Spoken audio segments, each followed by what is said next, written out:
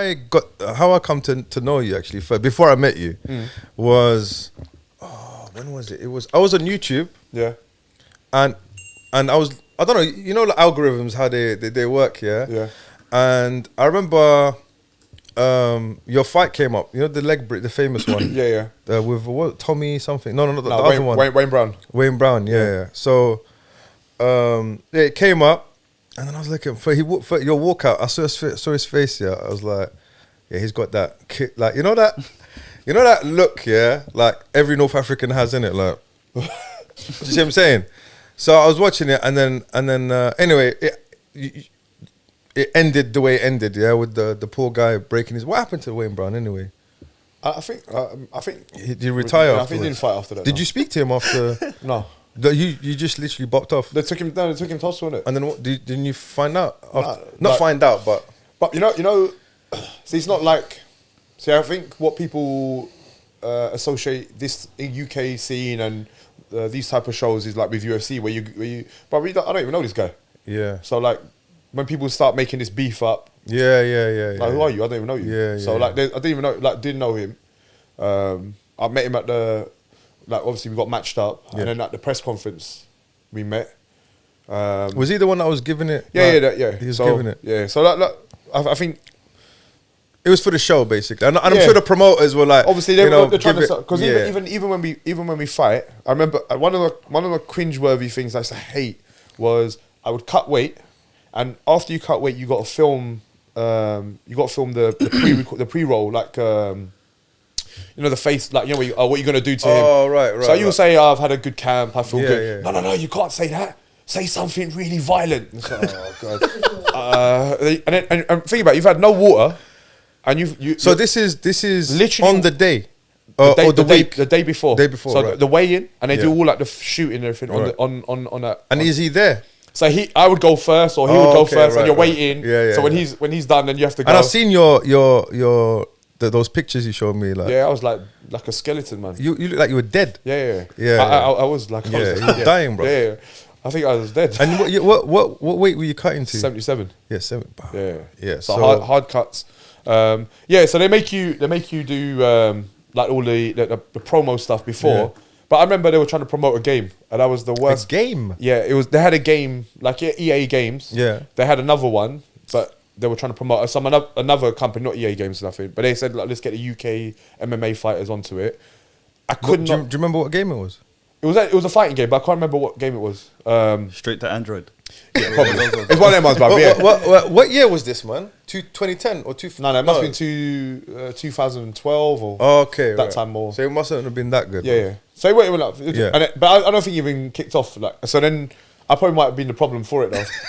One of the reasons for it. Have you got any? It's so funny. Have you got any videos? It's the B-roll of that. Yeah. Have you got it? I haven't got that. I was cutting weight. So think about it. Yeah, I've cut weight.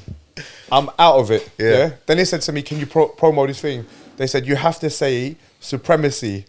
Oh my days! Just supremacy. You have to say like fight game supremacy. Right. I went fight game supremacy.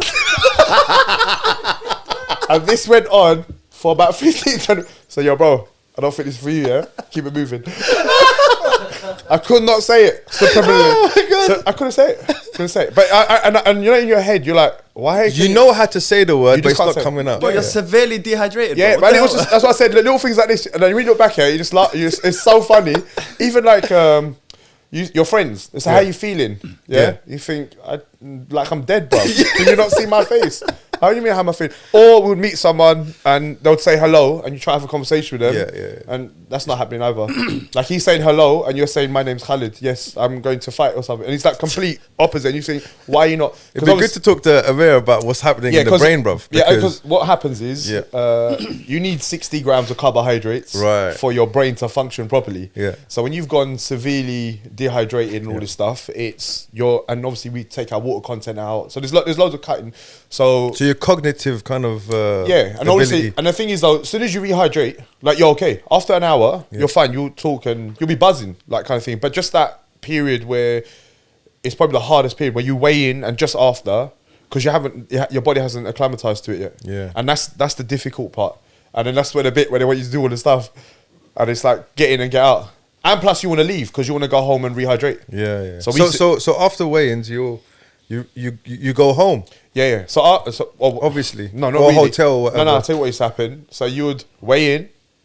So I used to get there early to try to weigh in early. Yeah. So I weigh in early, and then I can start my rehydration process. And I start But then once I'm rehydrating, I got to do the promotion stuff. So you got all the promo stuff. Then you got to sign the contracts for the fights for the next day. Then after that, you got to come back. So they used to do it on Fridays. So we used to go play Salah Jum'ah and come back. And then 2 o'clock, they do the press conference, the face-offs and everything. Yeah. So it's like a whole day thing. But in between that, you're trying to get your meals in and eat. So you're not actually resting. So who's doing that for you at the time? Who's doing what? Like looking after you on that day? What do you mean? In what sense? So Like you're like Mortal Kombat. No, yeah, so I got my your team. Yeah, my guys. Yeah, so they're looking after you. Yeah, so they'll come and obviously. That's what I'm saying. Alhamdulillah, what I do is I'm rolling. You see my thing. I'm always like rolling. I call myself Ronin, Masterless Samurai. So like, I've always been like, I do things on my own. Yeah. So I pre-programmed everything. Pre-program everything. I give all the stuff to one person. Yeah. And then they'll just, what do you need now? What do you need? I said, give me this, give me this, give me this. That's it. Done. And it was UCMMA you fought, wasn't it? At the time? So that was the original Cage Warriors. Cage Rage. Oh, Cage Rage. Cage so Rage. what are they now? Are they Cage Rage now? No. Cage Rage was the original. Remember the first UK, what Anderson Silva fought on, Okay, Lee right. Murray, all these guys, was Cage Rage. Yeah. That was original. Then it changed to UCMMA. Right. Okay. And And they're still around now, UCMMA? I think so. I think so. Yeah. Yeah, so you fought on UCMMA, but I want to quickly go into your grappling background, because obviously this is essentially a grappling podcast, essentially. Yeah. So just talk a bit about your grappling credentials. I say background. How did you start? How did you get into it? Grappling? Yeah, because I know you started kickboxing first, right? Yeah, so I started karate when I was 5 due to having asthma. So I went to the doctors. My mum took me to the doctors and she said that, like, whatever happened, he said, your son's diagnosed with asthma. So she said, what can I do to help him? So he said, get me into sports. So I think this is like North African parents, man. It's like a sports, okay, I give him everything. So I done swimming, football, I played everything. But I fell in love with martial arts. I think kind of it suited my characteristics. I had like anger issues when I was younger as well, like quite bad. So then when I started fighting or doing karate and stuff, I kind of found an outlet. Which karate? Goju Ryu, right? Or what was the style again? He said it to me last time and I completely forgot, bruv. It was like a mix of Kyokushin and like who was the instructor? Do you remember? His name was I remember his first name, Francis. I was young though. Remember, I was really young. So in Ilford, yeah. Yeah, Ilford. But he was, I think, like again, like obviously I just wanted to punch and kick things. So so how did you go from karate transition to kickboxing? Yeah, so then from 5 to about 11 I done karate, but then I didn't like. I used to struggle with the katas. Yeah. I used to find them boring. I had slight case of ADHD as well, like things. So when I like standing there doing katas, I was like, but they're also very and a traditional style, where there's no, I'm the instructor, you listen. So they don't tell you like. But also, don't you think the format of the karate class? Look, we did karate as well, and the structure is very boring. Yeah. Do you understand? And also, it's been watered down a lot. You can tell, like, only till I got older. We were talking about this last time. About I remember, Rashid. Yeah, we used to train together, and he sent me a clip of Okinawan karate, and it was like throwing, they were grappling, they were kicking. And you look at Shotokan, which is like the main kind of. If you look around the world, you got Kyokushin and Shotokan. Yeah, it's been watered down, and the class is just like very one-dimensional. But I think this goes down to instructors as well. So like when you see, so if you had a kid in your class who is he's very combat based. Yeah. So as soon as you put him in, like he's a kumite. He wants to do kumite all the time. So you can see. So you need to like kind of like okay. I need this guy to start doing competitions. Or I need to. But don't you think there was two camps, right? There was the guys that did kata or the girls. Yeah. And then you got the guys that just wanted to fight, like in every club, bro. But everything though. So in any art, you got like even if you do jiu-jitsu, you got guys who train who are black belts, Yeah. and then you got guys who are black belts, Yeah, like yeah. the guys who compete Yeah. and stuff. So you got two different. That's true, It's not undermining one or the other. It's just where do you fit in? Pathways, dude. So there's a Chinese proverb. So it says, I always think of, like, you know, like a lion and a tiger. Yeah. So if you think of a lion and tiger, they're both predators. Now you just got to find which style or which predator you like to be like. Like a tiger might like to hide in the bushes and attack people. Yeah. Lion just struts.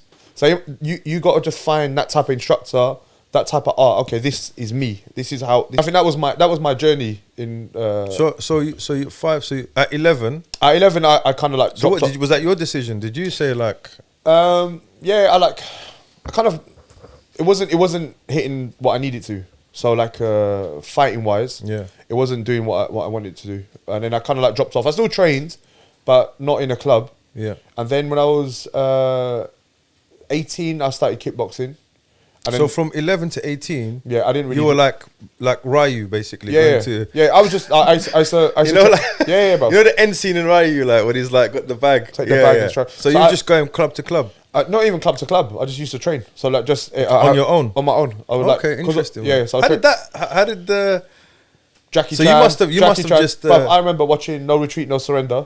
Yeah, remember that movie? Yeah. No Retreat, No The Surrender. most corniest, but really good martial arts in it. Yeah, man, it's like, and then I remember the bit where he ties his leg up on a pillar or something, To do this, to and he holds his leg up and he does a jump spin hook kick. Yeah. Oh my days! How many times I've done that? But I didn't ever hit anything. I landed on my head, so and all his claff. Well, your mum, man. I can imagine. You Yeah, don't know yeah, how to come all on. time. But then after you get used to it, are you okay? Yeah, I'm okay. All the time. Yeah. So then, so a lot of it was that. Like, but I think, you know, for us in the 80s and 90s, we had a lot of good, like, role models in that Yeah. sense. So you had like the Jackie Chans. So in my house, I used to jump off the sofas, like forward roll. Like, You're just, telling me that you would used to. This is nuts, bro. Like jump onto a bed, one leg, like Yeah. with one leg. Yeah, I used to As piss- in, was it pistol squat? I used to pistol squat and jump onto my mum's bed. So just explain to me what a pistol squat is. So you squat down with your leg in front and then squat all the way down. And I was able to jump with one leg onto my mum's bed. But your knee must have been like this. You know when you put a lobster inside hot water. You know what's they make funny? that noise? I didn't get injured until I started doing MMA. That's what's funny. But that's probably like some sort of, I don't know. You do the S&C stuff. Was that dangerous, bro? No, I don't think. I actually think I had really, really good strength. No, I'm saying from an instructor point of view. No, it's very. If you think about single Yeah. leg power, Yeah. like I was able to generate that much power Yeah, to jump. that's on. nuts, man. Yeah, it's like for me, I was like, "Rah, man, I could do that." But what I realized was after MMA, but we'll go into this Yeah, anyway. we'll go into But this later, MMA, because when I started, it was new. It was just like smash each other every Yeah, single day. Like I used to do like 7 mile runs, come back and then do a 2-hour session. Like, and it was this is the stuff that causes injuries. So like now, looking back at it, I say I wish I didn't do that. Yeah. Even even when we were sparring, hard sparring nearly every single day. Like I'm talking about like beat the crap out of each other for like 15 rounds, and you come out bloody nose and Yeah. that's nuts. yeah. So that's like So a that- few brain cells missing there. So you got to 18. Now, how did you? So you got the striking element of it, and then you met your instructor who brought Yeah. you into kickboxing, right? What was So, his name again? Greg Wallace. Greg Wallace. Greg that's Wallace, right. yeah. So Greg Wallace had a club. Is he still teaching now? He retired. He went to Jamaica. He's just pieced out, bro. Yeah, he was like, it's my start.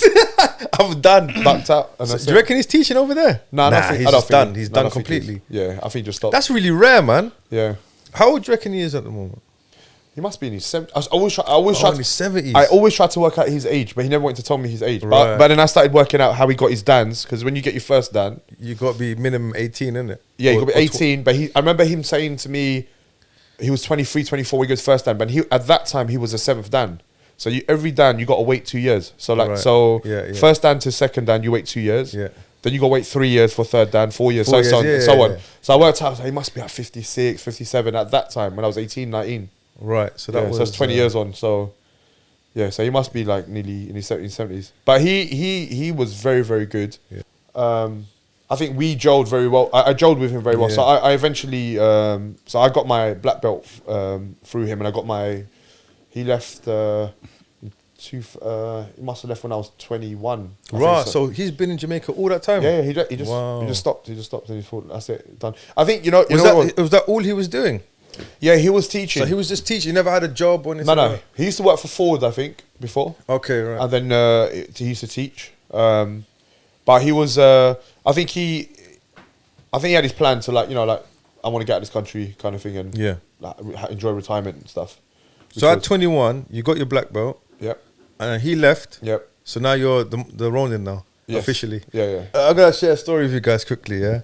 So when Khalid was when you had LDG, I came over to his house. Yeah, and we were doing work. Right. Yeah. So we were kind of it was a business thing. Yeah, we were doing some work. And then, I don't know, I must have got high or something, because it was really, really, really hot in his room. Then I got up, I was like, well, let me show you a kata, innit? Do you remember that day? Oh, yeah. Do you remember that day? I yeah? remember. Did you just eat? Did you just eat? I just ate, bro. Yeah. I just ate, yeah. And then I got up, and I was like, yeah, do you want me to show you Basai Dai, bro? And bro, this guy was chilling right on the edge of the sofa, yeah?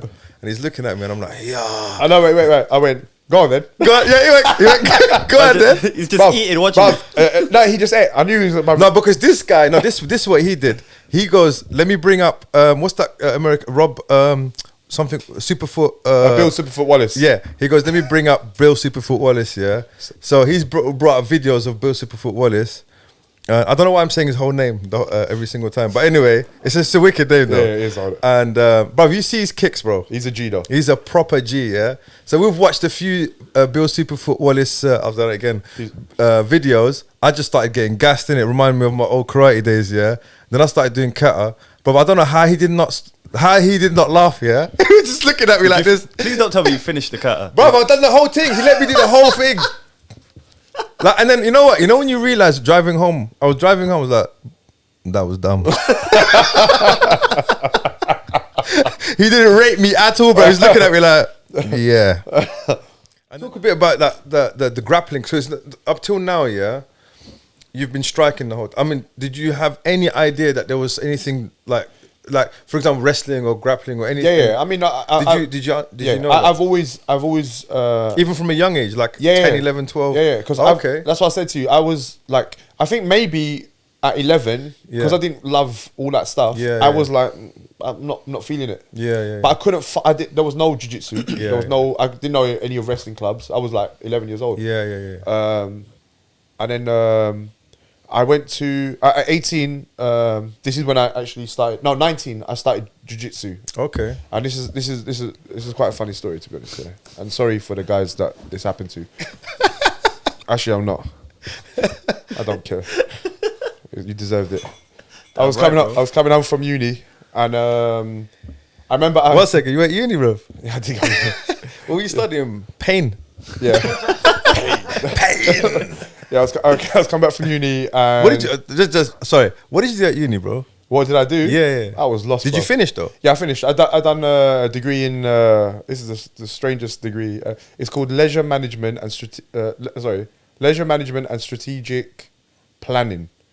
So this was like a. That's interesting, though. It is interesting. We can go into it when the whole business side of things. That's quite interesting because when I met you, obviously you were running LDG at the time, or you had LDG. So anyway, let me not digress. Okay, It'll come back to that. So I come back from uni one day, and then and I was just walking home with a friend, and then literally just met this person who was in my who used to go to my school. Said hello, how you doing? You cool?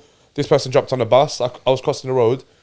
And as I was crossing the road, these two guys tried to, you know, when the light's amber, and they tried to like scare me to move fast. So as he like jerked his car, I put my hands on his car. And I was like, "Chill, bro, what are you doing?" Yeah. Then they started swearing at me like because I put my hands on their car, and that was a bad idea, that kind of thing. So obviously I didn't move. I started switching. Then they said to me they were going to beat me up. I was like, "Oh, okay, then pull over." So they pulled over, and then. Where was this? In the middle of the high street. So was this in Ilford High Street? Yeah, Ilford. I come back. I actually stopped the whole road and the buses, everything, because he jumped. So one of them jumped out, and I cracked him so hard, he dropped on the floor. Then the other one. No, you got to be more specific with Okay, that, bro. sorry. Because this is. Come Let on. me explain to you. There's some cultured ears listening to us, innit? So how did you? So what happened? I had a rucksack. I still remember this day. It's so funny. I had my rucksack on, and the thing is, even in self-defense, I think if it's gonna happen, it's gonna happen. Yeah. So there's no backing up. Yeah. So then I had my rucksack, and I used to wear it with the 2 straps. You two-strapped it. 2-strapped it. I can't imagine you with a rucksack, bro. Yeah. So I was walking towards. I still wear it now, man. When I come training. Do you know? Oh yeah, you can do. Yeah, He knows straps. But now. do you double strap it though? hovers. Bro? Always, bro. And I've got the And you technique. tighten it in. And no, just leave it dangling so my hands slip in. And It comes off very quickly. And then so then I was walking towards it so the guy come out the passenger side first. As I walked towards him, he come out the passenger side first. I gave him the dirtiest front kick, and he went straight into the corner of the car. Was it? So he opened the door, Flat-footed to the chest, like this is Sparta kind of thing. Yeah. So he opened the door. This is Sparta him. And he went straight into, imagine, so the corner of the door, he's like that, he's stuck. And I grabbed the door and I started squashing him. And I was holding it with one hand and punching him with the other hand. Then his mate got out of the car. So you trapped him in the door? Yeah, trapped in the door. Right. And I was just cracking him with my hand. And then his mate come, punched me, looked at him. Where did he punch you, bro? On my face. Yeah. Was it? No, I just think he caught me, like kind of thing. But I would say like 90% of people can't fight anyway. So, Yeah. Like obviously So he punched you, you just... So I just looked at him and then I hit him as well. And then How did you hit him? Left hook. Okay. And to he the face? Yeah. I dropped on the floor. And then he got a little bit violent. So then I started stamping on So him. at this point, he was not violent. This is no violence. Yeah, but I mean like when it started. It escalated. Yeah. So like it was... then I started like stamping on him a little bit. And then he done something... And this is how my grappling journey started. Just for the record, you can't stamp on someone a little bit, bro. Just a little bit. Just a little bit, bro. It was a nice stamp. Yeah. So then it was like UFC rules, not to the All right, face, just on his chest. Just to wait for the ref to come stop it, bro. Come ref, stop it. And then so then he I was wearing this jumper. I remember I was wearing this hoodie, and he pulled my sleeve. And when he pulled my sleeve, So he was on the floor. yeah, he's on the floor and he's just using his legs. So he's basically like Spider guard, like guard, yeah, like so guard, yeah. open guard. Yeah. And he's got his legs up and he's trying to kick me, and I'm trying to punch him. So I kick his legs a couple of times, but then he's got a hold of my jumper somehow. So you done proper pride kicking the legs. Yeah, kick the legs. Yeah, like while he's on the floor trying to... So he's trying to defend himself, and then he's got hold of my sleeve. And when he's got hold of my sleeve, I'm like, shit, I can't punch him. So I couldn't hit him. And then he kind of gave up. Like he kind of like, so leave me alone. I said, all right, go. Before that, I ripped his spoiler off the car though. What car was it? I bet it was a Ford Escort. I can't remember, bro. But I actually went on the back of the car and I just ripped it off. And then, imagine, but the thing what pissed me off though, out of all of this, and this is why I always thought why I like children to learn martial arts stuff. There was about, think about it, this is rush hour, 5 o'clock, me versus 2 guys, and there must have been about 100, 200 people watching. No one did nothing. Just stood there and watched. And then the guy found their pager and their phones and stuff, and he said to me, "Oh, I found their stuff." And he goes, "I'll stay with you if the police come and stuff." He goes, "I saw everything and I saw what they done." I took the phone and said, "Nah, bruv, you can see nothing." Walked off, and then in my head I was just so angry. I was like, "Man, why tell me after?" So if this guy stabbed me or something, you're not done nothing, and you would have left me to. That's why I've always got into. Why I'm quite big on kids learning martial arts and defending, because when you don't have to rely on someone, like if you can defend yourself, and then you're gonna get that guy. Yeah, I saw everything. Yeah, good for you. You saw everything. When I was getting my head kicked in, you didn't do nothing. Pull out your phone and pull your phone and video film it. Did you see me back it, bro? Yeah. Paul Daniels, bro, disappear. Paul Daniels. You remember him as well? Yeah, and then so then from there, what happened was I got really angry because I couldn't hit him. Obviously, went home and I remember, I think that just that evening or something, UFC came on. I was just watching UFC. I saw Horace Gracie tap out everyone. So that night, I just it was just in that period, in that week or something that time. Yeah. So when did this happen? So what year was it? So this was night. So this happened after. Yeah. So I already knew about Ultimate Fighting. Okay. Yeah. Right. So I've already watched stuff. I've already watched Ultimate Fighting. But you didn't pick up the whole grappling kind of. Then when I saw him triangle other people, and I was like, boom. I So need to learn this. you thought, okay, the guy had my sleeve. Yeah, and then I started seeing, and when Hoist was choking people with his own gi, and he was doing his equals and stuff, I was like, yeah, I need to learn. Or even when he was just holding his gi and stuff, I was like, yeah, I need to learn this.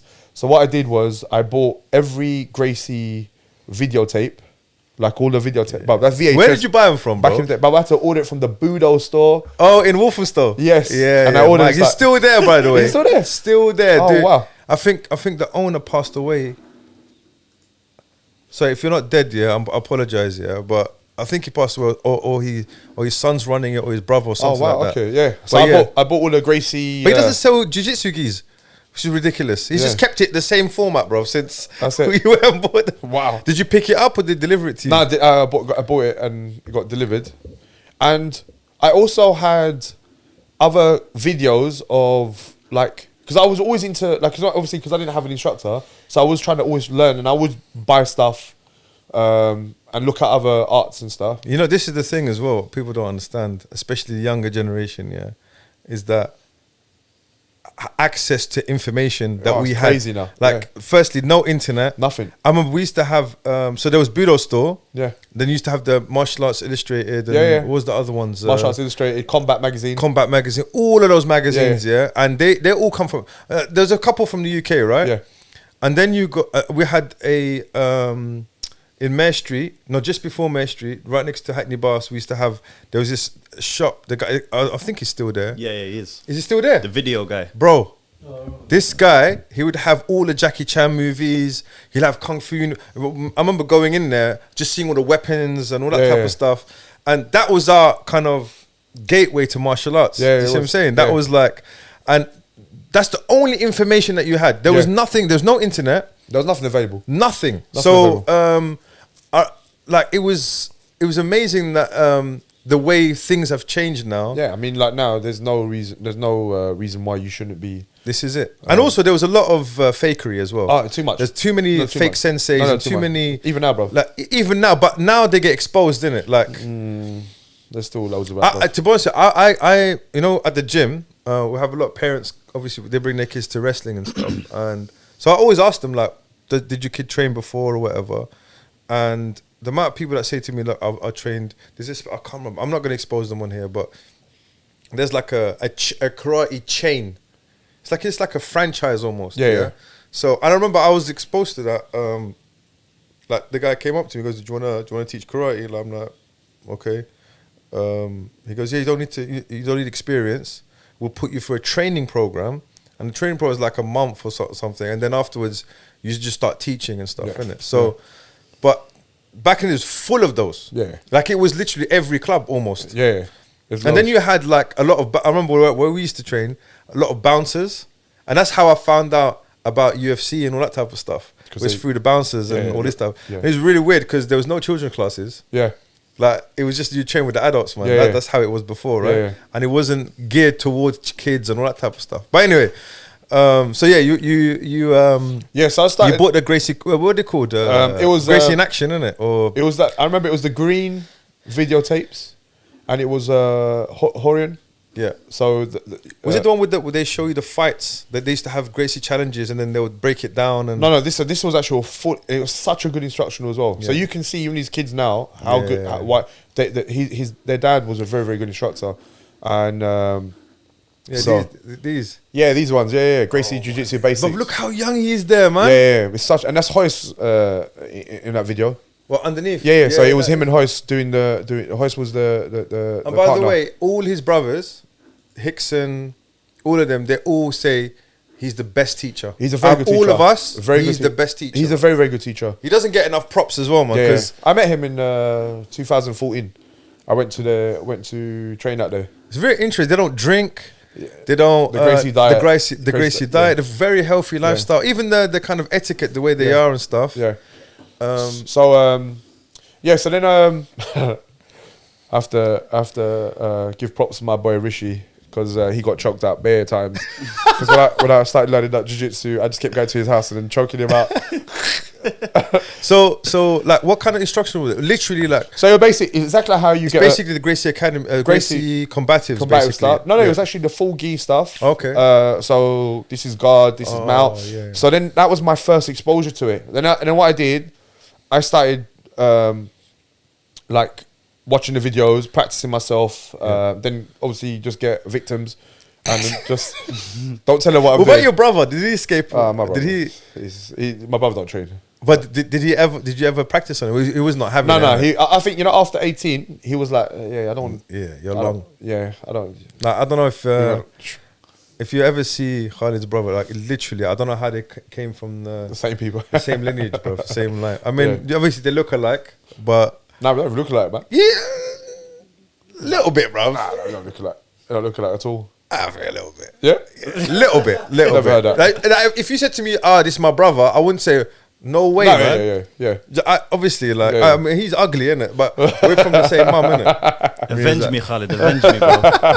Nah, I'm joking. Like, obviously means that look similar, but Yeah. not exactly the same, Yeah, innit? yeah. But demeanor-wise, like, literally, do you remember the Cramp Twins? Complete. Do you remember that cartoon, the Cramp Twins? Yeah. That's you and your brother, blood. Yeah, man. It was like prime example. One of the times my brother had got into an altercation with some guy, and I remember he. That's Khalid, the blue one. Yeah. All the time, man. Naughty, bro. Oh, my days. You can tell you're a naughty kid, bro. I was naughty. You can tell, bro. Yeah. Oh, bruv, it must have been tiring being your friend. No, I was good friends. No. I was just naughty. No, that's I what I'm said saying. always- Like, why don't you just walk away, bro? Yeah, I couldn't. No, you know what it is? No, I wasn't a troublemaker. Yeah. I wasn't a trouble. I wasn't Trouble seems to follow you. For Yeah, some yeah. reason. Yeah, I I knew guys like that, bro. No, I'll tell you what it they're was. nice guys, Yeah. but they're always like, I'll tell you what it is. I could not take oppression. dhulm. I could not take Oppression, Dom. Yeah, I could not take some, and it has to be my problem. Yeah. If we're together and someone's doing it to you, I have to step in. Yeah. I just something in me since I was little. Yeah. Like even my mum told me. My mum recently told me a story. She goes, I was walking past the school, and she goes, I was an infant. So infants what? 7, 6 onwards. Yeah? Five to like year 2. 7. Yeah. So then my brother was a junior. So she goes that she saw him arguing with some boy, and that boy slapped my brother. And she goes, from nowhere, like this little shit comes right. She goes, you jumped on his leg. And this is my mum telling the story. And she goes, you're biting this guy's leg. And he's trying to shake you off. And I'm like, and she goes that. So you must have been what, 4 or 5? 5, 6. And I think that's me. That's how I've been Yeah. since I was little. Yeah. And I don't think it's a bad characteristic. No. It's just. I don't. You know what it is? Sometimes it's tiring though. Being like, even Superman needs a rest, bro. Like, do you know what I'm saying? Yeah. It's one of those ones. Yeah, it does- Imagine being your boy, bro. Like, just this one, allow it, bro. Yeah, but some people They can't, deserve man. it, bro. Yeah, they do. Let's go to kind of. No, so you're grappling, bro. So you went Yeah. through the Gracie Combatives. You got exposed to grappling. Then I started training Because I really want to with- go. I really want to get into your journey to MMA, innit? Because Yeah. you're kind of like on the way there, innit? You're So I started doing jiu-jitsu quite frequently, training, and then I found other clubs. So who did you first start training jiu-jitsu with? I first started training with, I think it was Eddie Cohn Right. when I was like 20 something. I just like found In him. Walthamstow. No, he was in Wanstead. Okay. He's been in Wanstead. I was training with him then, and then Eddie introduced me to Mickey Papas. So Okay. Mickey Papas was the head coach of Team Titan. And Where's then Team Titan? Is it the one in? Team Titan? So in Tottenham. Oh yeah. So I used to train with just not all the time, but just started thing. And then Is that when you got exposed to MMA? Yes. So but I think before that. Yeah. But I think because these guys were involved in MMA. Yeah. Brad Pickett used to train with Mickey Papas. Right. So he was actively fighting on Cage Rage Yeah. at that time, and then they were like, "Oh, you need to fight. You need to fight on this Cage Rage stuff." But the reason I didn't go into it that time was I was still fighting kickboxing actively, so I had a kickboxing career. So I didn't want to like drop that to go and change complete. Where I had a clear path, where I was fighting kickboxing professionally and stuff. So talk to me a bit about the kickboxing scene as well, because Kickboxing that time it's still big. I mean, kickboxing was big. yeah, but like, you know, in the UK, Yeah. like I know you were fighting globally, right? Like you No, I was fought like, fighting- in Europe and Europe, stuff yeah, like yeah, that. Sorry, I know, yeah. Europe. Yeah. But how did it work? Because obviously you got now. There's Glory. There's Yeah. That's the only one I know. To be honest with you, bro. Yeah, so Glory was that time. What's So- the other ones? There's a few in. So remember, Glory came from K1 when they first started. That's it. K1. Yeah, so that was original. over him started Badr there, Hari right? and Badr these guys. Hari and all those guys. Yeah. So from Dutch style kickboxing, and then they wanted to get all the K1 was all the karates, Kyokushin, all of this, Right. the kickboxing. Who the best? Was it a promotion? Yeah, K1. K1. But they, man, that golden era. Yeah. You can't be. So you had like Ernesto Hoost. Hoost, yeah. Ernesto Hoost was yeah. ISKA world champion. He was the WKO world champion. You had Andy Hug, Kyokushin champion. Filio, he was from Brazil, another world champion. So they had like, and this was like It was like a Grand Prix style, right? Grand Prix, Yeah. semi-shield, but he was 7'1" or something. Massive, big guy, like big guy, and he does Kyokushin. But so Mad. yeah, and it was like no weight class. Was it no weight classes? They used to have no weight class. Can you remember a guy called? I don't know if you can Google thingy. K.N.O. Singh versus Mighty Mo, and this is a fake K.N.O. Singh, K.N.O. Singh. It's all one. It's all one name. He's a Wait, he's Korean. Thai. He's a Thai guy. K.N.O. Singh versus Mighty Mo, and then bruv, there it is. This is the famous Mighty Mo knockout. from Reckless Crew, bro. Do you Watch remember? this. Bro, watch Heartless this, Crew, fight. Heartless This guy. Crew. This guy. I don't think we're gonna show this, bro. That's fine. We might have to. Sorry, bruv, 77 kilos or something, 70 kilos. But look at some other guy. Bruv, he knocks him out with a jumping roundhouse kick. Forward it, Zach, a little bit. To the end. There, it's gonna be now. Yeah, nearly got it. Bruv, look at the So weight which difference. one's the? So he's a Thai guy, yeah? The other one looks Samoan. Yeah, he is. Mighty Mo. Bruv, and see the fights in like Japan? Hey, out cold. Wow. Knocks him out cold. Gone, bruv. Shin to the head. I saw his soul leave his body, bro. Look. Oh my god. You know what? That takes heart though, bro. Bruv, See how he's trying to get up. Did you Look see how that? small he is though. Yeah, bruv. No, we gotta see that. But he again, bro. caught him as well. Look. Oh no, he didn't. Oh. Ow, we. But And- just leave the sound in for that one, bro. Down for us. And K.N.O. Singh fought Hong Man Choi. Hong Man bad. Choi Man, that was was hard to watch, man. Yeah. Ooh, we. Bruv, that was the prime of kickboxing. So, so did you fight any K1 fights? Yes, I just used to compete in whatever I could. So was it like weekly, monthly? So monthly, every 3 months, whenever there were shows, I would just jump on. Yeah. And obviously, like, I was at that crossroad of trying to turn pro, a career in what I studied and stuff. So it was like, I was doing everything at that time. So you know, like a pro kickboxer back in the day. Yeah. Yeah. So, like, what kind of like? Because obviously here now, like, there's a clear, path, yeah, to MMA. So you kind of join a team, and then like, you show how good you are, and then obviously whoever's managing you will have links. You go through, the local circuit, and so on and so forth, right? And then eventually, hopefully, you'll get to either Bellator or UFC, Yeah. right? So you're looking at what, early 2000s now, yeah? Yeah. What, 99, 2000, Yeah. 2001, yeah? Yeah. So what does a pro kickboxer's career look like? I mean, are you making enough money to kind of? No. So you're still teaching and stuff, innit? Yeah, you yeah. have to, So I was teaching full that's time. how you make your money, right? Yeah. So then, like, for me, it was like, is this sustainable? Like, Yeah. can I? And I think, with kickboxing, wasn't like, with boxing in the UK, ABA, Yeah. you fight in the ABAs, win an ABA title, or you get like Southern areas, or whatever you win, Yeah. it's recognised, and then you can turn pro. And there's managers that can turn, and you can. With kickboxing, there were so many organisations and so many. So there was people I would meet, and they'll say they're world champion, and it was like, okay, of what though? And it's like kickboxing. It's like boxing almost. No, boxing's a bit more. No, boxing, but well, like think of like the professional boxing, but Yeah. imagine you multiply that by 100, 200. Yeah. So someone's putting a show in Dagenham, and then they bring someone from, And it's a world title fight. and they'll bring a kind guy. of. They'll bring a guy, and they'll say, "Okay, you fight him, and it's going to be a world title fight." And then you become world title. You become world champion. But it's like, well, are you really? They are you- diluted it basically. yeah, so are you really world champion? So a lot of people had belts and stuff, and it was like, okay. And that's, for me, I think I got frustrated with that because I was managing myself and fighting. So it was like, I remember I turned up for So one. was your plan to go fight in Japan and stuff like that? Because that's where it was at the time, innit? You know Pride what? You know what I would and have K1 and- again, but we didn't have access to all Yeah, that that's the thing. thing. And obviously, like for me, I didn't have a coach. So I didn't have a coach. So most of my career I didn't have a coach. So I was trying to find out everything myself.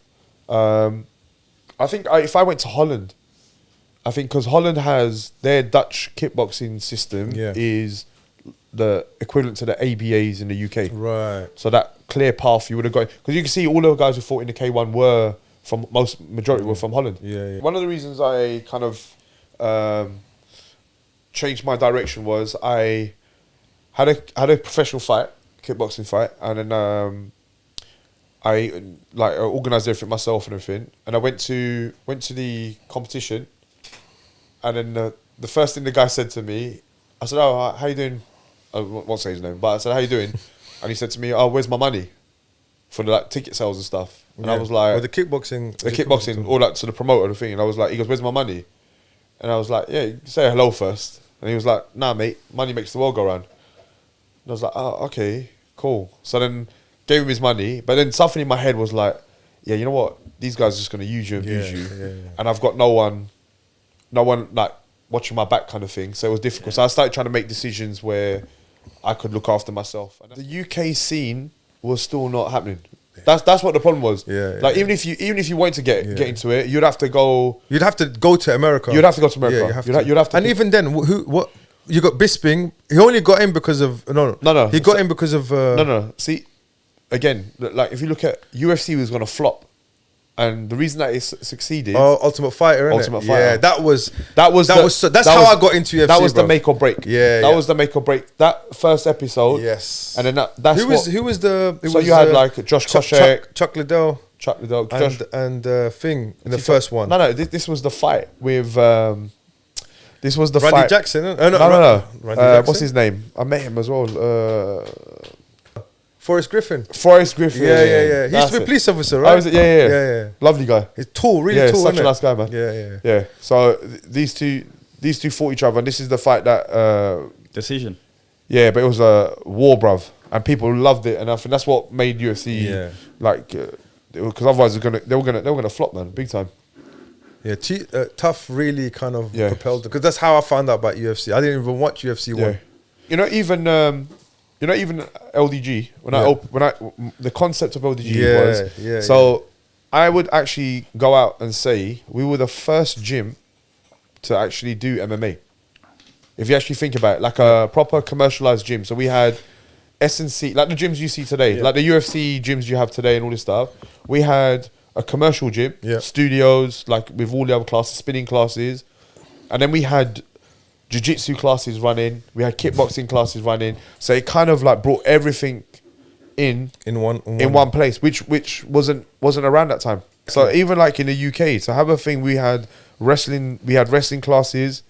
And this is when I spoke to Amir at that time as well. So like with Legion, this I was before Legion was before even Legion was before we made Legion. So I was saying Legion we opened it in 2011. Yeah, so even before that, so I was like 2008 or something. I was saying because it was in Whips Cross. We used to school. we used to train in school. Yeah. Opposite the hospital. Yeah, that's right, exactly. I know you had Anderson Silva come down to the gym. There's a few. Horace Gracie came to the gym. Gracie, yeah. So we had a few. And anytime there's an MMA event, I know you guys were like, especially in London anyway. We were there. Yeah. So these. But yeah, so let's talk about. I want to get into like your like you kind of burst into the scene. You wanted to finish. There was no kind of like, let me feel this guy. Do you know what I mean? He wants to go. He wants to smash. I remember I saw one of the fights. Was it Kezmamba? Yeah. The guy's got you in a heel hook. Heel hook. Yeah. And you just Bruv, you sat up and you just start smashing him in his stomach, bruv. Like with a hammer fisted him. Yeah. Like just, and I think he knew you were injured, right? Yeah, I had 2 torn ACLs. Yeah, so he knew that, right? I think Before he the must have. He fight. must have. knew. Yeah, because he didn't engage in fighting. Like Yeah. actually want to like fight, and it became a little bit like a bit of a like when I look at them fights, like it's a little bit like disappointing to me because You wasn't able to show your skill set, innit? yeah, because it's like like I wanted to fight, Yeah, and then obviously if someone doesn't want to dance, then it's Yeah. like it's very hard to. the matchup, innit? Yeah. It's got to be a nice matchup, innit? And then he just kept above. He held my foot for about 3 minutes, and I just held. And what he done a very good. He actually done something very good. So when he heel hooked me, he triangled the leg. Yeah. And he triangled and he put his other leg underneath my thigh, so I couldn't get up. So every time I get up, he just used to straighten. And he's taller than me, so he's straightening his leg up, and I kept falling down. And I was like, okay, I'm not going nowhere now. So I just held his hand and just said, I'm Yeah, I gonna keep remember punching. just- And I yeah. said to the ref, he ain't doing nothing. So like if he's not going to finish, Stand us up, Yeah, yeah. man, like 3 minutes holding my leg. He Yeah. should have, and he just kept trying to yank it. And he didn't have it where he needed it. So yeah, okay. Do you know what? The next few bits we'll discuss in the next episode. Okay, yeah, cool. Yeah, Yeah. but I want to get to the next segment. Yeah. which is what we've been. So we mentioned this in the first episode. Hopefully, when it comes out, I'll show it to you anyway. Okay. We've all got a bit flabby, basically. Okay. Everyone in the team, Yeah. and except Imran, he keeps rubbing it in our face. Imran's on it, bro. Imran, I don't know, man. It's that Bengali genes, innit? Mashallah, he's cycling and stuff. So mashallah, I don't want to give him mine. Allah Mubarak. So yeah, we've all gained a bit of weight. I say a bit of weight, a lot of weight. Zach's gained about 23 kilos, bro. No way. Bruv. Like off camera, please, off camera, yeah. Just pull up your It's pull all up your muscle. shirt. It's all muscle. I'll show you later. No, do it now, bro. Do it now. Show. Put, bruv. No. Pull up your t-shirt. Hey, bro. Mashallah. Allah Mubarak, Allah bro. Mubarak. Yeah. Not bad, yeah. But do you remember what it was like before, innit? Yeah. 70 kilos, no? 70 whatever kilos, yeah, which is like my dad would say, catastrophe. Just say the actual. What I am, the actual. Oh, I said to him in the other episode, he looks like you know his body. Yeah. It looks like porridge inside a plastic bag, bro.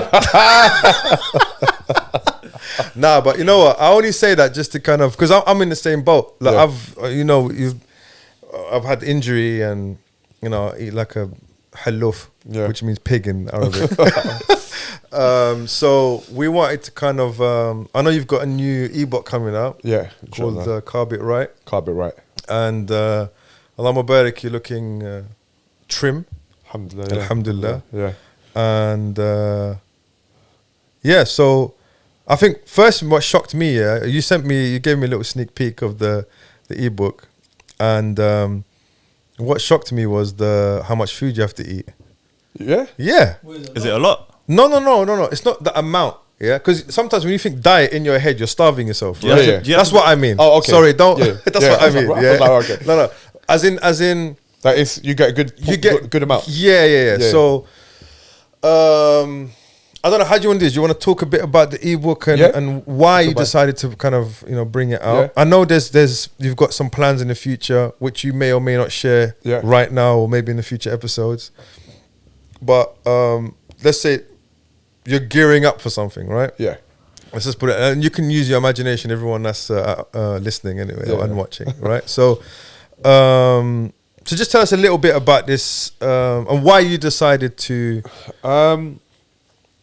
release it. now So and I stuff. think, like what you said, I think during lockdown, like I got a lot of questions about diet. Yeah. A lot of friends weren't training, so they kind of stopped training, and obviously sitting at home and with everything that's going on, they started eating a lot more food and not burning off the calories, and Yeah. so the whole and all throughout my career, I think this has been the topic that has come up every single day. Like, how do I eat? What should I eat? Can I eat? Even my mum at home every day, like, is banana good? It is. It's potato, and it's like I thought, you know what? Let me. And when you know, I get questions like this all the time. Can I have this? Is that okay? To have this, or can I have this? So then I thought, let me put something down that's it's in layman's terms, not difficult for people to understand, and try to give them, because I'm very much, even when I teach martial arts, it's about principles. So give people principles that they can live by. So inshallah, like the plan I gave you is something that is going to educate you, that you don't need me, because a good coach, I believe, is you won't need me no more. Yeah. I'm there for you to support you, but I'll give you the information that you can start making these choices up and making decisions how to eat well for yourself. And that's the premise of the book. It's basically supplements, what type of food you should eat, when you should eat it, how you should eat, like roughly like an athlete kind of thing. Yeah. Even if you're not an athlete, it starts questioning what you've been fed, like especially what you see in media and stuff as well. Because look, this fitness industry is about making money. Yeah. So anyone that's, I would say, like emotionally, like weak at some point in their life kind of thing, and it's like they're not happy with the way they look, you're a prime target for people for them to exploit you. So they'll take this pill and take these supplements or whatever it is. So I kind of just like try to water it down and say like you don't really need all that stuff. You just need to learn how to eat well, and it will question you, and you will answer to yourself as in why do you eat certain foods at a certain time? Yeah. Like for example, just one thing. Everyone eats breakfast, and they all have cornflakes or like some agricultural stuff. This is not the way that you were made to eat. So for the guys listening and watching, I just wanted to give you understanding where I am, and I'm gonna follow this diet.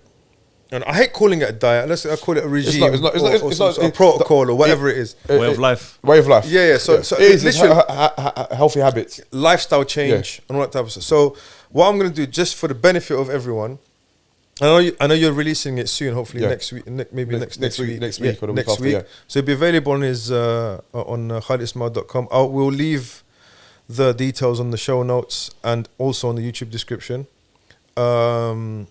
What was I going to say? So, have you priced it yet? Or? No. Okay, we'll figure out later anyway. Yeah. But again, it's for me personally, I've bought so many things, right? And a lot of these things that and again, I think use this podcast as a resource as well. So, on the Instagram channel, we're going to be posting all our meal, not every single meal because you guys will get bored of it, but and weigh-ins and some Q&As with Khalid as well, hopefully maybe once every 2 weeks or whatever it is. Yeah. And then and join us in our journey to kind of getting that's going to be good.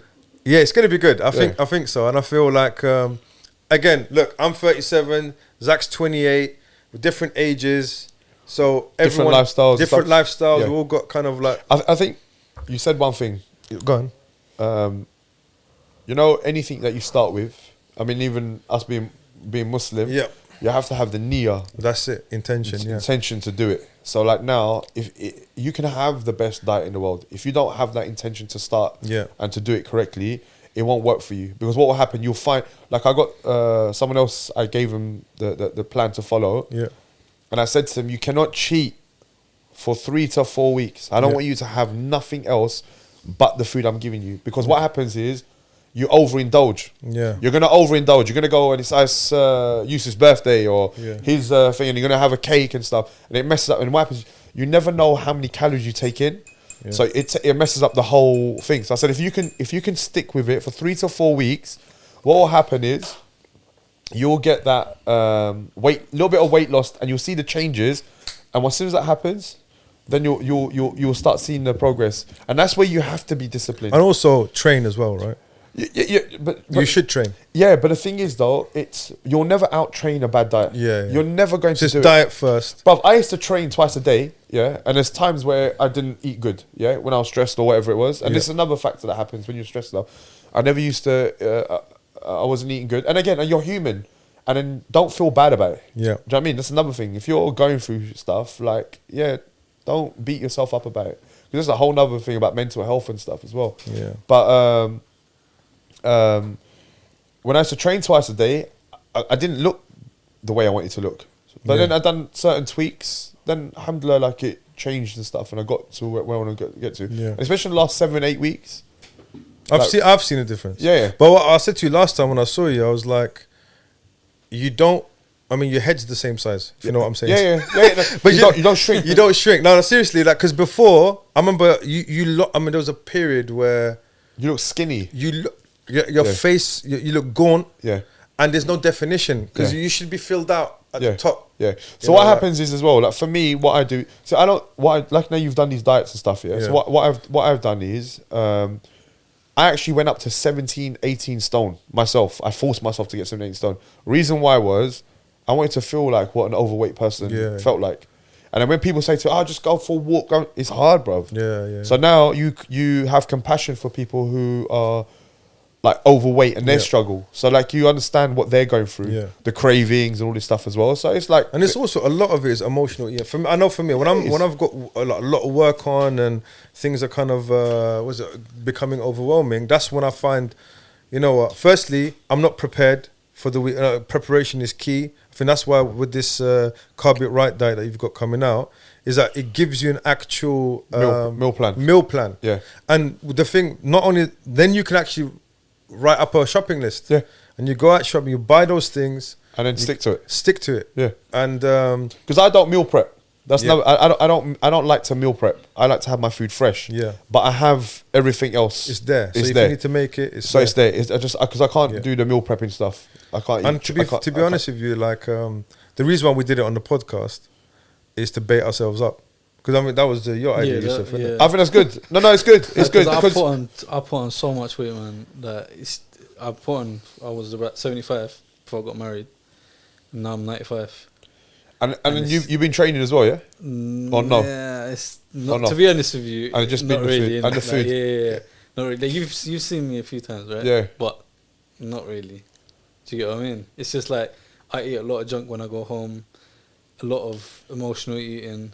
Yeah. So it's just like, you know, we start also. But I think what people don't realise, this is very, very common. Yeah. And you got to remember, this whole year has shown that. Yeah, so even this whole year, like people been home, it's been stressful, and people been taking it out on their body. But the thing is, though, as much as you want to work, as much as you want to succeed in life and stuff, if your body's not healthy, you might be successful next year, but your body's let you down. Yeah, 100%. So you need to look after your body.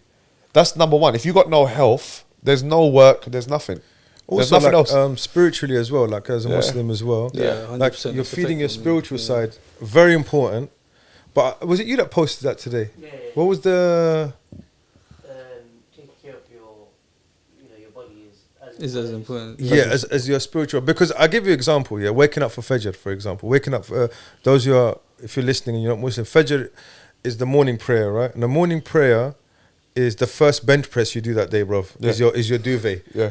Do you know what I mean? Yeah. Now imagine, and I don't know, Prophet Muhammad Sallallahu Alaihi Wasallam, he would always don't overeat because it makes you lazy. So lazy to for worship, and worship is obviously not just praying your 5 times a day. Yeah. It's just looking after your children. But why productive? Productive. But why does it say that though? Because all the blood goes to your belly to digest the food, and that's what makes you not lazy, makes you sleepy. So like you can see the benefits of what Prophet Muhammad was saying that time. Yeah. So that you need, like now, bruv, if I'm sitting on my ass not doing nothing the whole day, why am I shoving things into my life? 100%. Another thing is like during this whole period as well, your immune system is made in your gut. Yes. Yeah.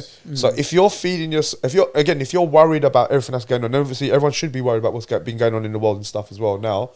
If you're really worried about this, why are you not taking precautions? So even like you're going to like the end thing. I will take a vaccination, but when you're not even doing the stuff before. Oh yeah. They had a picture. I saw a picture of a lady. She had McDonald's and all this stuff like burgers and everything. And she goes, "I'm scared of taking the vaccination." I was like, "Bro, you should be scared of." Like, just, but it's that logic though. Yeah, like, I don't want to take that, but I'm going to shove all the stuff in me. You know what's funny? What you just said about there's a, for those who are listening, I've got a book in my hand called Prophets. It's called Tab al-Nabawi, which is the medicine of the Prophet. Yeah. So in there is all kind of a hadith. So sayings of the Prophet. Authentic sayings about health, right? one of the, this is, remember, it's written 1400 years ago. I say written. It was he was alive 1400, and it says that all disease comes from the stomach. Yeah. I want to ask a question actually to Khalid, Go on. regarding your diet plan, Yeah. right? So this is obviously for the viewers listening. Do you The viewers listening. Sorry, the listeners. Just listeners and the viewers. Yeah, sorry, go on. And the viewers. So with regards to your diet plan, do you just do for cutting? Is it for bulking? And also, is it personalized for each individual person, or how like kind of just break it So down? what I did with the so again, what I did with it is to try to educate first. So the idea of the book is that you start having an understanding of what a healthy eating is. Yeah. And then if you're going to bulk, if you're going to, someone that wants to put on weight, then you'll kind of have understand, okay, that I need to eat certain foods at this time. You're giving them the tools. Basically. I mean the tools. Okay. And then you can start you can start experimenting with food, and then you can start saying, okay, I get this. This is a vegetable meal, or this Yeah. is this. Now I just want to. I might like these vegetables, Yeah. so you put Yeah. them vegetables instead. No, that's actually quite good because what most people do is they just split it up. Kind of, you're getting everything in one kind of a thing. Because imagine this. I tell you what. I paid a lot of money for nutritionists. Yeah. And this is where That come from, yeah. this is where it came from. I went to nutritionists. I went to some Olympic guy that was working with some Olympians. Oh, Eddie, not Eddie. No, some other. Oh, the other guy. Some other guy. Not the one that Not recent. No. I Oh, think the this. other guy. And when I went to see him, it was very much food that he would eat. Does that make sense? So like when he said to me, "Oh, okay, you can't eat this. You can't." And I was like, "Oh, okay," but culturally we have this type of stuff. You mean like pork and stuff? No, just anything. Like it was anything. So like for me, if I said to you eat chicken, I don't care how you cook it. Right. Okay. Right. Bruv, just eat protein. Just Like eat so you chicken. understand. Just eat protein. Understand that. Have protein. Yeah. So I have this type of protein. You remember, like if you said to me, "Can I have lamb chops or this?" Yeah. Bruv, I want you to have meat. Yeah. And then you understand. Okay. Then there's different types of meat. Yeah. So there's like the fatty ones. the fatty ones, and then obviously you will start understanding. Like okay, for example, let's say this. What makes something a complex carb and what makes something a simple carb? So a complex carb has more than one structure in it. Yeah. So a complex carb is made of 3 structures and more. So when you start understanding, okay, this is a complex carb, this is a simple carb. Simple carb, my body doesn't need anything to break it down in my body. So sugar, it just goes straight into your system. Right. Okay. Yeah. A complex carb, it's got 4 molecules, so your body has to break this one down. So your body digests it slowly. Right. So when you understand that, then it's like, Oh, like refined stuff. So Yeah, it's like, so because it's been because it's refined. It's gone through that process. Yeah. Through manufacturing, whatever it is. Whatever it is. Yeah. So And then okay, I simple, understand. so it's like Like any simple sugars. Like bread.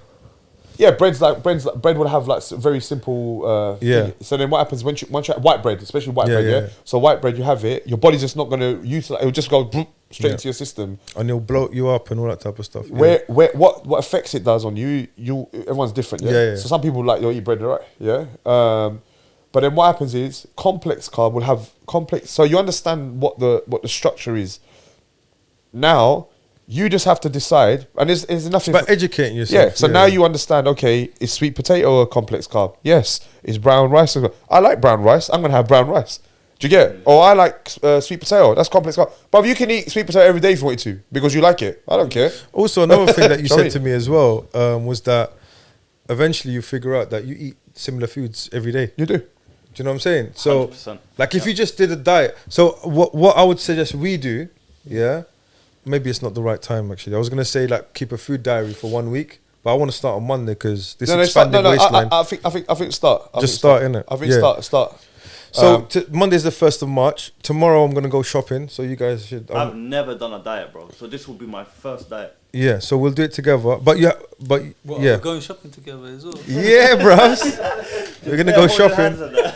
Yeah. So yeah, we'll go shopping. We'll get all the ingredients, and then on Monday we'll weigh ourselves in the morning and take a pic. Have you got a scale? Yeah, I got that.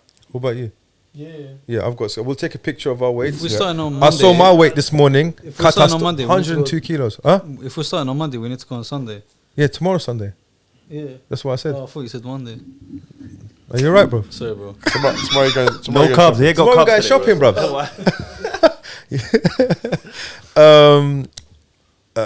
What was I saying? Yeah, so You're gonna take pictures on Monday. we're gonna take Wayne. pictures of the weigh in. I don't know if we should do those. Kay asked us to do like before and after photos. No, I mean, it's you know it is. You know What, picture. online. No. But just for us, I don't know about online though, bro. No. I think do it for But you. the 'cause- memes are gonna be on another level, bro. I got a biscuit chest, bro. Do it for yourself. Yeah, but because- I think taking pictures is good for yourself anyway. You know what it is. You know what it is, bro. I will post it online, but after the after picture, Yeah. it's perfect. yeah. No, but I think we just wear compression top. I don't want to go topless, bro. No, That's just long. think. But the mate. And also, do I you know don't why? want Do you know that. why it's good to take pictures though? You know when you look at yourself in the mirror now. Yeah. You look at the stuff that pleases you. Yeah, bro. So you'll look at, you won't look anything below waist. Yeah. So you, okay, my face looks right. Then you will leave. So then, I've never said my face looks alright, by the way. yeah, but I mean, like, alhamdulillah, bro. It's like kind of thing. Yeah?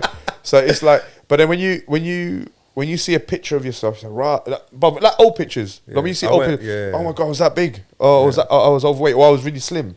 So then when you start seeing, Also confirmation bias as well. Yeah. And it also works the other way around. If you all like, for me, I was gonna say I'm a negative person. I'm not like, I'm very self-critical in it. Yeah. So like, who are you laughing at? Because I am, right? Like, but that's what makes, this is another thing. Sometimes it's a gift and a curse, right? Yeah. Like, I'm a perfectionist. It helps me be really good at what I do. So Yeah. this, I'm fat anyway. I'm gonna eat this burger. No. Oh man, but it's I more. flopped my diet. Let me just eat this No, chicken that's nugget. not what I'm saying. Who are you trying to say? That's not what I'm saying. I'm saying, like, you get into a mode where you criticize yourself too much. Yeah, actually, it is what you're saying. Yeah, you criticize yourself and you thought, what's the point? Yeah, you're like, what's the point? For Yeah. Basically, But that. I think- You're I right. think- Sorry, I- bro. That I- is exactly what I was but saying. that's what I said to you. I think the thing is with this, it's gonna allow you to even if you come off track a little bit, Yeah. it's easy to come back on. It's like with other diets, when you go, if you ever done anything, if you come off it, it's like I messed up, and you kind of, and again, none of us are perfect. Yeah. So I think striving for this, you can strive for perfection, but know that you're not, Yeah, of because course. perfection Yeah. for Allah subhanahu wa ta'ala only. So- Yeah? So it's like we're not gonna get there. So what we try to do is try to be the best. So if you have days that you mess up somewhat, Yeah. bruv, But you said this to me. I So thought- Khalid, wait. So we have to train though, yeah? I- Otherwise, me- it won't work. No, I would train. No, but you will see results even No, if you for didn't. example, you got females out there that want to do it, and maybe I don't know, they can't go to. Why are the you gym bringing or whatnot. females? No, Just, say, No, like, I'm just saying, I'm no, just even if the saying. females want to do it, like I've got the 10 week. I've got a 10 week. Yeah, his I've got 10 a 10 week. I've got another 10 week ebook that I released. It's really good, man. for training. So it starts off with bodyweight workouts, and this was the same thing. The workouts I was doing while I was locked down. So during the lockdown, I only had one kettlebell and whatever kind of thing, and I just trained, and I stayed in shape. don't sometimes it's very difficult. When we climbed Mount Snowdon, yeah, looking at the peak as you're walking is heartbreaking, right? Like it destroys you. But if you look just at the next milestone, Yeah, I do that when I'm running. I do that when I'm I running. hate running, bro. Yeah, I For do that that. specific, because I think, you know what, I want to do it. You do that as well, innit? Yeah. Do you I run? just Do you run? No, when he cycles. Oh, cycling, Yeah, yeah. just look at the first bus stop. You're like, let me just get there. Same bro. thing. Yeah, like, literally, for bruv. Get to that bus stop and it's like, yeah, cool. And This is it. This is it. Same thing when we do big, massive projects. Yeah. Yeah. We break them down. So, for example, like, do you remember that? You know when first- you start your diet, actually, Yeah. you know, there was a trick I did Go on. that I always said to, I was quickly share it with you. Yeah, go on. Don't start diets on a Monday because you always flop by Friday. And then, because I'll tell you what, bro. No, I'll tell you What why. are you doing to us, bro? No, I'll tell you why. I'll tell you why. We started on a Monday. No, I'll tell you why. I'll tell you Yeah. why. I'll tell you why. You know, you're gonna have to do it because you put yourself out there now. Yeah. But Should have asked him first, bro. Oh, you killed me, bruv. I thought you were starting, bruv. Already. Nah. You lied to me. You said to me, "He's doing No, it but I in wanted the to do it after this podcast. Yeah, then. yeah. Bro, he ate cake yesterday. I know, bro. That's insane. What are you lying for? Yeah. By the way, You no. didn't eat cake yesterday. Oh, yeah, I did it, Kevin. Before I forget. Because what happens is you do, like, you're on a work week because you're used to this work week. So you're Yeah, Monday yeah. to Friday, and then Saturday, Sunday is usually leisure time. Yeah. So everyone's at home, you chill, you get bored a bit, and you start Yeah. munching. Yeah. If you start on a Saturday, you get through the weekend, Saturday, Sunday, then Mondays are like a little bit of a routine.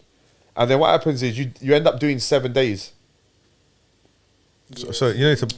Do you got? I don't So know. Friday, No, Saturday, Sunday is like party days kind of Because thing. you're Friday, Saturday, because they're the hard days. Because once you get home, Oh, wanna I eat you're see. at and home, chill. Right, and what happens? You get bored, and Yeah. what, a lot of people when they're bored, they tend to eat stuff. Yeah. If you start on a Saturday, Sunday, and then you got your, because when you start on the first day, you got willpower. So you get through the first 2 days, Saturday, Sunday. Then Monday you go to work, and if you've already organised your Oh, food, you've already done 3 days now. you've already done By 3 Monday- days, 2 And days. yeah. So by the next Friday, you're 7 days in, bruv. And then what will happen is you won't feel the urge to cheat on the Saturday, Sunday. You say, I've done 7 days, and plus you're gonna weigh yourself. Yeah. And when you weigh yourself, you'll be like, oh, I've lost a kilo or whatever it is. Yeah, I'm gonna keep up. But also, keep we up. need to smart, measure smart. ourselves, right? Measure yourself, yeah. Yeah, like waist and. So really, because the idea is we want to lose body fat. We're not too worried about weight. Yeah, like yeah. don't worry about if you're the same weight. You want to lose body fat, especially if you're training. If you're training, because if you put on more muscle mass, then you So might. what's end the up- best way to measure body fat, bro? We got a fat tester. We can do body What fat those test. caliper things? We can do caliper, or if look, to be honest, Where do you get the fat testing done? I've done it. I got it at my home. You got a fat test in your home? Yeah, I did a thing caliper myself. Well, if you ever go to his house, have you been to his house? Yeah, I've been to his house, man. Not recently. No, not recently. No. Forget that. Forget that torture chamber you've got in the back of the garden. Yeah, bro. If you walk into his house, there's like this. Yeah, there's monkey there's bars bands. here, then But there's there's bands here. elastic bands everywhere. Yeah. True athlete, bro. Mashallah. Like there's weapons. Like by the way, if the police are watching, not those type of weapons. I mean like weapons to train with. Yeah. That Khalid's agreed. I'm gonna put you on blast. He's agreed to come back regularly. What's exciting is there's more, bro. There's so much more. There's so much more to even get literally into. touched the And surface, bro. getting him and Amir in the same room. Like we've tried it. We tried it for yesterday, but it's just everyone's so busy. Yeah. But I definitely want to do one with all three of us. Yeah, I we think can, it'll be inshallah. quite good. I want to, just to kind of finish up. Before we get into that The campfire. around the campfire topic. Okay. Yeah. Just to cap off this nutritional thing. Yeah. Yeah. So how do you find out? So how do I know what weight I should be at? Does that make sense? Like Wait, because I'm gonna be. I want a target in it. Yeah, So but it's already done, what's man. the best way to kind of figure out? Okay, what's the ideal weight? So that's what I said to you. So body fat, but body fat is because So measure your body fat. So really, look, to be honest, look, say if I was 16 stone Yeah. and I was ripped, why would I care? Yeah. Why would I want to be 12 stone and ripped? I'm 16 Because I was trying to explain this to Zach, yeah. Yeah. Like I give you an example. This how you tell me if I've got it right, yeah. So you got cotton, yeah. You got bag. Let's say a duffel bag, yeah. Yeah. Now that duffel bag, you put 75 kilos of cotton in that duffel bag. Yeah. That duffel bag is gonna be ram, right? Yeah. It's gonna be filled to the brim. Yeah. Now if you take something else which is denser, like for example, bolts. Yeah. You put 75 kilos of bolts in there. Yeah. Does that make sense? Yeah, yeah. It's going to be mass-wise, it's going to be less, right? 75 kilos. This is one of those... no, it's going to be 75. It's going to be, you said 75 kilos. yeah. Hold on. You're one trying to second. trick What me, am I bro. trying to say? No, because you know what? I know what you're trying to say. But I know what you're trying to say. Does that make sense? I know what you're saying. So 75 kilos of muscle... of cotton is light. No. Is soft. It's soft. Yeah. It It's- takes up more space, not mass. It's soft, But though. Bro, I know what you're trying to tell say. me body-wise. Okay, what you know what it is? It's like, so put it But this way. do you get what I'm saying? Yeah, I think I I've... get what you're saying. There was a trick question about trying this, to about overcome- cotton and Let him say what's it, let him heavier, say it. a kilo of cotton or a That's kilo what I think of he's metal? trying to do to us, Yeah, bro. no, I'm not trying to do that. Sorry if I've confused everyone listening, but you, I know what you're saying. Yeah. So the idea is, like, for you, your ideal weight is because look, if I was competing, I need to be 75 kilos or 77 kilos for that competition. Yes, I have to got a target weight to get to. yeah, That doesn't matter how much muscle mass I lose or fat, whatever. I have to be 77 kilos. Yeah. Yeah. Don't care. Yeah. All right. But for someone who's Yeah, healthy, you just want low body fat. yeah. Yeah. Not too much body fat. 10, 12, good healthy body Can fat. I share with you my body fat, bro? 2 seconds, yeah? Yeah, go on, when you finish. So 10, 12% body fat. Yeah, And muscle mass. Yeah. Because more muscle you have, the more calories you burn. And you're going to stay healthy. Obviously, the stronger you are, the more physically strong your body is. Yeah. Yeah. So that's the idea. What that weight is, we don't know. Yeah. you have to reduce the body fat, because what will happen is, say Zach, what were you, say you're 80 kilos at the moment, yeah, you might reduce body fat but go to 82 kilos, so you've gone heavier but you actually look better. Yeah. Do you know what I'm That's saying? why you have to measure your. So your that's body why, weight. your waist will go smaller but your arms have gone bigger and your chest gone bigger. So why So this is what Amir said to me, yeah? Like, from my understanding, yeah, he goes, he said you need to be 95 kilos. Yes. Yeah. I'm 102 now. Yeah. Yeah. So what he explained to me was, you have your frame. So Yeah. imagine you've ripped all your fat out completely, yeah? Yeah. And all you have is muscle, your Water organs, and water, yeah. your water, Yeah. and your bones, right? Yeah. No fat. That's 0% body fat, yeah? Yeah. Now imagine that was 75. yeah, Yeah. Now add 10% to that. Let's say I can't do maths, bro. 7.5 Huh? 7.5 kilos. So that's what 70. Add 7 up. So that was 70. Yeah. And 10% of that is 7, right? Yeah. So Huh? it's 7.5. Yeah. So that's 77 kilos. Sorry, bro. I'm terrible at maths. Yeah. So that's now you've got 77 kilos. Yeah. Yeah. 10% of it fat, and 70%, 70 kilos of it. Yeah, all the other the rest. stuff. Yeah, yeah, Now, say I want to bulk up now. yeah. Yeah. Now, if I weigh myself, I'm looking fuller, but my body fat's gone to 20% now. Yeah. But my everything else is still 70 kilos. Yeah. Does that make sense? Yeah, yeah. So what he said you have to do is, he goes, you have to increase muscle mass. You keep the 10%, Yeah. So and muscle you mass increase your. That's what I was trying to explain to you last time. So what very, does that very mean? badly. Do you have by to the way. lift heavy, or would you? Yeah, so, you- then you do- so then you follow like general, Yeah. general like Hypertrophy, hypertrophy. Any yeah. any train that causes hypertrophy, so like makes your muscles bigger. Yeah. So, but Does that make You were sense? saying it before, bro. Bruv, I butchered it completely, bruv. Yeah. But that's what I was trying to. So when he explained, so now I'm 95. Yeah. Yeah. No, I'm not. I wish I was. I'm 102. Yeah. I'm 30% body fat, bro. Yeah, so you need to. So that's a lot. Yeah. So can you do the math, someone, bro? So you need to lose what 20%. But does it also depend on like what you're trying to train for? Yes. Yeah. You know. Whenever I train people, whenever I've trained people, and this is what we've done, the ideal customer and ideal client as well. Yeah. Whenever you train someone, you have to work backwards. So you go, what is the goal, and then I work backwards. Because if you say to me, like for example, if I give you an example, if I was in, we always say, when I tell people, if I was in America somewhere, I said I'm in New York, and they dropped you somewhere in America, and I said to you, come to me.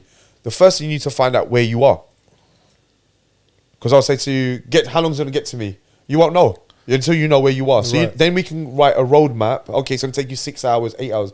So then your goal is to get to New York, so we can write with this roadmap. So your goal for your fitness and for your diet and stuff is, okay, what is it that you're trying to, are you training for competition? Are you training for your health? Are you training to look, I don't know, just general stuff. So the idea is once we establish that, then we can write a clear route for yourself. This is the way we're going to go. That's for training. For And anything. nutrition, And obviously, nutrition as but well. yeah. But because say that, but say But that. pertaining to what you're For example, if I got a fight in 6 weeks, Yeah. and I'm 10 kilos off, bruv, I need to get I'm not going to be looking super ripped. Yeah. You get? Yeah. I got a fight in 4 weeks. I just need to cut the 10 kilos. Okay. Do you get? Right. So I just need to get to fight So weight. how would you do that? Yeah, but that's a whole other. We'll go into that. But tonight, that's yeah. an example. But it's not going to be healthy weight cut. It's just going to be, I need to get 10 kilos off me. So I might have to do like water drop or whatever it is. Yeah. So, but the idea is, okay, so what is the goal? Now, what you guys have said is, okay, I've got this body fat. There's no competition coming up. There's nothing that we're actually training for. Okay, let's give ourselves 8 weeks, 10 weeks, because that's a 10 weeks, let's say 10 weeks. That's a good time period. Because Ramadan's coming up. Ramadan's in coming- 6 weeks from Monday. Yeah. So that's a good time. Because Ramadan, the diet's going to change a little bit, right? You can still follow diet in Ramadan. But we'll be dying, bro. No, you won't. Are you sure? Yeah, you'll follow diet. Because you said. Don't So another make thing he said to me. excuses from now. No. This is what he said to me. Yeah, he goes. Still eat the same amount of food. That's what he said to me last time. Yeah. So you know that when I can I share it with them? Yeah, The Charlie, diet? yeah. So when I share the diet with you, But I have to change the things, yeah? because we've got the beta version. Yeah. we've got the beta version. So he hasn't it's going to be done by I'm next week. excited, man. I'm Yeah. excited. Yeah. So what was it? What was I saying? He said to me, still eat the same amount of food. Is it a lot of food? It's No. not. Think It's- about what you would have ate in a day.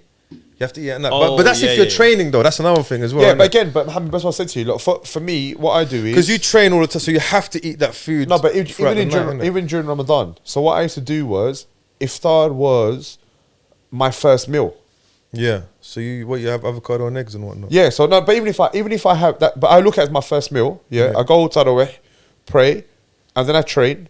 And then I have my post workout, and then I have another meal, and then it's fajr, and then I have my thing. So I get my 5 meals. Okay, in. right, I got you. Do you get it? So Yeah. my daytime changes a little bit. Yeah. So Khalid, barakallahu fik for coming down, man. I appreciate that. But also, if you've watched episode 1, I was rambling on at the beginning, bruv, and just looking back, this is another thing is about getting the whole martial arts mentality improving and not being having self-blame and we really want. I appreciate again. I wanted to say I appreciate your support as well, because every time I start something, I always ask Khalid and Amir and obviously our loved ones, and I don't think we would have started this if we didn't have your backing and stuff. I appreciate that. So on that note, thank you very much for listening, everyone. Khalid, barakallahu fik for coming down. When you coming down next, bro? You let me know. I'll let you know, inshallah. Inshallah. We'll speak. Inshallah. And we'll see this episode 2. So thank you very much for listening. And you like that? That was good.